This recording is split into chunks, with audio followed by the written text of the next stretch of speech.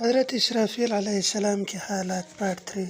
لوح محفوظ اسرافیل کی پیشانی پر اور عرش اس کے کندھے پر ہے۔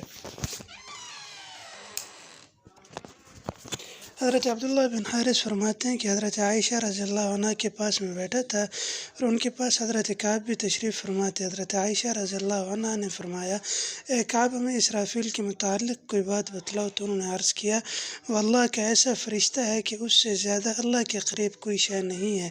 اس کے ایک پر مشرق میں ہے، ایک مغرب میں، اور ایک اس کے کندھے پر ہے، اور عرش بھی اس کے کندھے پر ہے۔ تو حضرت عائشہ رضی اللہ عنہ نے فرمایا، میں نے بھی اسی طرح نبی اکرم صلی اللہ علیہ وسلم سے سنا ہے۔ حضرت کعب نے فرمایا، لوح محفوظ اس کی پیشانی پر ہے۔ جب اللہ تعالیٰ کسی حکم کا ارادہ فرماتے ہیں تو اسے لوح محفوظ میں کنندہ کرتے ہیں۔ اسرافیل کے پاؤں ساتویں زمین سے نیچے اور سر ساتویں آسمان سے اوپر ہے۔ حضرت ابن عباس رضی اللہ عنہ سے مروی ہے کہ رسول اکرم صلی اللہ علیہ وسلم نے فرمایا، ترجمہ، عرش کو اٹھانے والے فرشتوں میں ایک فرشتہ اسرافیل ہے۔ عرش الہی کے کونوں میں سے ایک کونا اس کے کندھے پر ہے۔ اس کے پاؤں ساتویں زمین سے بھی نیچے چلے گئے ہیں اور اس کا سر اوپر کے ساتویں آسمان سے تجاوز کر گیا ہے۔